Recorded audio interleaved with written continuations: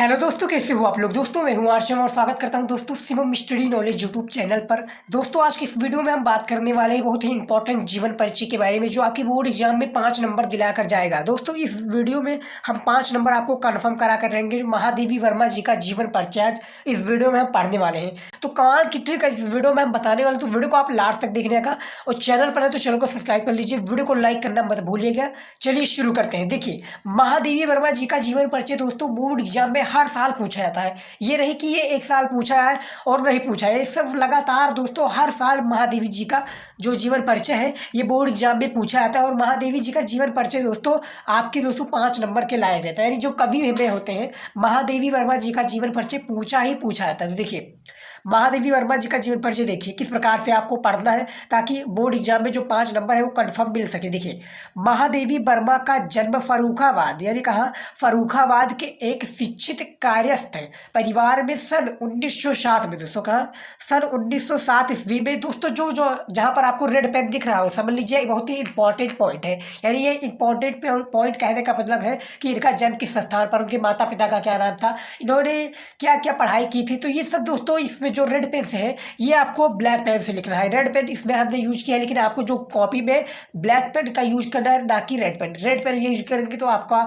Copy गलत हो जाएगा दोस्तों। तो आपको ब्लैक पेन कर यूज करने के बाद में से नीचे अंडरलाइन कर देना है, ताकि दिखने में अच्छा लगे। कॉपी जिस प्रकार से लिखा जाता है दोस्तों, सेम इसी प्रकार से की पॉइंट के द्वारा लिखा जाता है, कि बोर्ड एग्जाम में जो एग्जामिनर है सीधा एग्जामिनर का ध्यान वहीं पर जाए, यानी जन्म स्थान पर, और जो उनके माता पिता जो भी नाम हो। दोस्तों देखिए, सन 1907 ईस्वी में होलिका दहन, जिसके होलिका दहन के दिन हुआ था। इनके पिता श्री गोविंद प्रसाद वर्मा, यानी जो महादेवी जी के पिता हैं श्री गोविंद प्रसाद वर्मा, भागलपुर के एक कॉलेज में प्रधानाचार्य यानी प्रिंसिपल रह चुके हैं, प्रधानाचार्य थे। इनकी माता हेमरानी परम विदुषी महिला, यानी परम विदुषी महिला दोस्तों कहने का मतलब जो दोस्तों क्या पाठ वाठ में करती है, यानी गीता या रामायण, सब जो पाठ होती है, परम विदुषी धार्मिक महिला कहलाती है। एवं नाना ब्रजभाषा के, जो इनके नाना जी हैं ब्रजभाषा के एक अच्छे कवि थे। किसके? महादेवी वर्मा जी के। महादेवी जी पर जो महादेवी जी है, इन पर सभी का प्रभाव पड़ा, यानी इनकी माता, इनके पिता, इनके नाना, इनका सभी का प्रभाव पड़ा।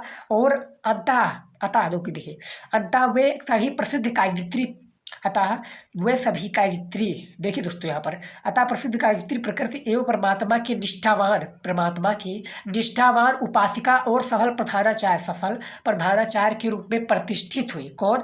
महादेवी वर्मा जी उपासिका और सफल प्रधानाचार्य के रूप में प्रतिष्ठित हुई। इनकी विवाह है महादेवी वर्मा जी का 9 वर्ष के अल्पायु में, यानी जो 9 वर्ष है दोस्तों उनकी अल्पायु में ही हो गया। और इनके पिता दोस्तों, तो इनके पिता का तो नाम आपने देख लिया, अब इनके पति का नाम दोस्तों देखिए, यहाँ पर की पॉइंट आपको लगा देना है। जैसे इनके पिता का नाम, इन्होंने किस वर्ष में शादी की, इनके पिता का क्या नाम था, इन्होंने कहाँ से पढ़ाई स्टार्ट की, ये सब आपको की पॉइंट्स की ब्लैक पेन से आपको अंडरलाइन कर देना है, ताकि दिखने में अच्छा लगे, एग्जामिनर का सीधा ध्यान वहीं पर जाए। देखिए, इनके पति श्री रूप नारायण सिंह एक डॉक्टर थे। कौन थे? एक डॉक्टर थे। परंतु इनका दाम्पत्य जीवन, किसके? महादेवी वर्मा जी का दाम्पत्य जीवन सफल नहीं था। विवाह रूपांत ही इन्होंने FA BA और MA परीक्षाएं सम्मान सहित दोस्तों MA सम्मान सहित उत्तीर्ण की। संगीत की शिक्षा भी प्राप्त की। कुछ समय बाद चांद्र पत्रिका की संपादिका भी रही दोस्तों। यानी जो इनका दोस्तों जो जीवन है वो काफ़ी कठिनाइयों के साथ भी बीता, लेकिन जो शुरुआती दिनों में था वो तो काफ़ी अच्छे से बीता। लेकिन जो इनकी शादी होने के तत्पश्चात है, इनका जो दाम्पत्य जीवन है, इनका विवाह ज़्यादा दिन टिक ना सका, और इन्होंने FA और MA परीक्षाएं सम्मानित सहित उत्तीर्ण की, और संगीत की शिक्षा भी प्राप्त करी। कुछ समय बाद चांद्र पत्रिका का संपादिका भी रही। और 11 सितंबर 1987 को दोस्तों, 11 सितंबर 1987 को इस महान लेखक का दोस्तों क्या हो गया? स्वर्गवास हो गया, यानी जिसको हम कहते हैं मृत्यु हो जाना, उसको हो गया दोस्तों 11 सितंबर 1967 को। दोस्तों याद रखना है दोस्तों, बोर्ड एग्जाम में सेम इसी प्रकार से आपको पूछा आएगा कि इनका जन्म कब हुआ था, इनकी मृत्यु कब हुई थी, इनके पिता का नाम क्या था,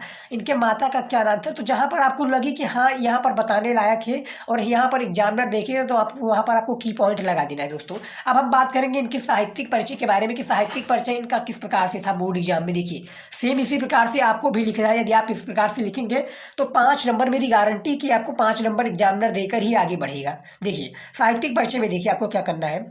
श्रीमती महादेवी वर्मा का मुख्य रचना, श्रीमती महादेवी वर्मा का मुख्य रचना क्षेत्र काव्य है। इनकी गणना छायावादी कवियों के वृहत चतुष्टय प्रसाद पंत निराला और महादेवी यानी राजेंद्र प्रसाद, सुमित्रानंदन पंत और सूर्यकांत त्रिपाठी निराला और महादेवी वर्मा भी होती हैं। इनके काव्य में वेदना की प्रधानता, जो इनके काव्य में दोस्तों वेदना की प्रधानता, जहाँ पर आपको ब्लैक पेन का यूज करना है। देखिए और काव्य के अतिरिक्त इनकी बहुत सी श्रेष्ठ रचनाएं भी हैं, यानी जो इनकी श्रेष्ठ रचनाएं हैं वो काफ़ी श्रेष्ठ रचनाएं हैं। किसकी? महादेवी वर्मा जी का काफ़ी श्रेष्ठ रचनाएं हैं जो साहित्य की ओर ध्यान देती है दोस्तों।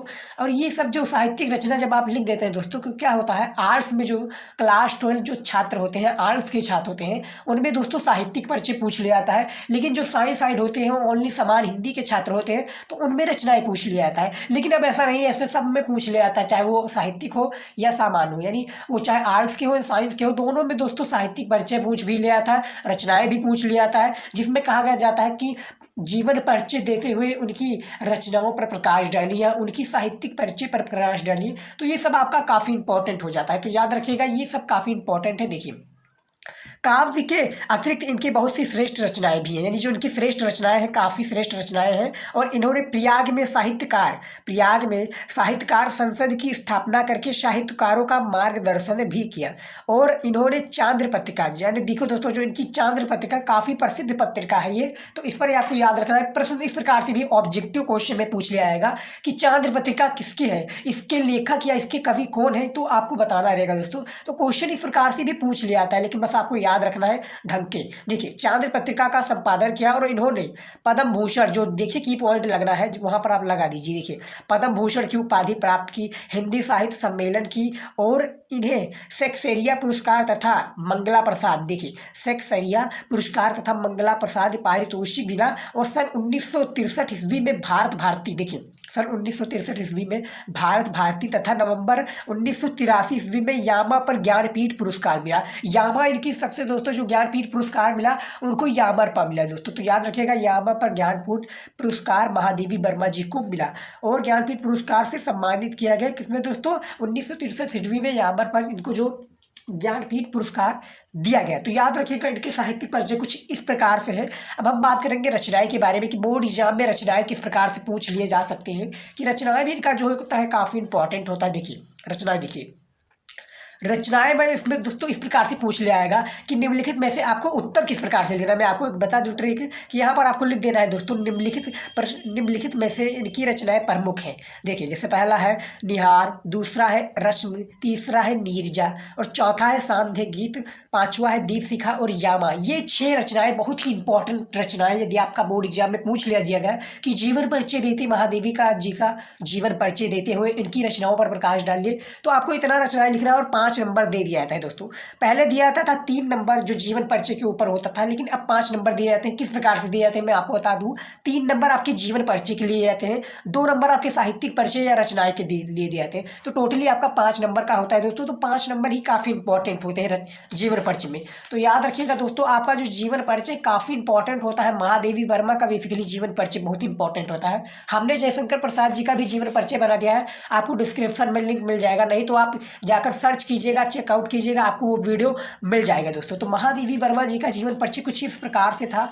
आई होप ये आपको पसंद आया होगा दोस्तों। इस प्रकार से आप लिखिएगा तो बोर्ड एग्जाम में आपको काफ़ी अच्छे मार्क देखने को मिल जाएगा दोस्तों। और याद रखना है दोस्तों जो की पॉइंट लगे कि हाँ यहाँ पर लगाना चाहिए तो की पॉइंट आपको लगा देना है।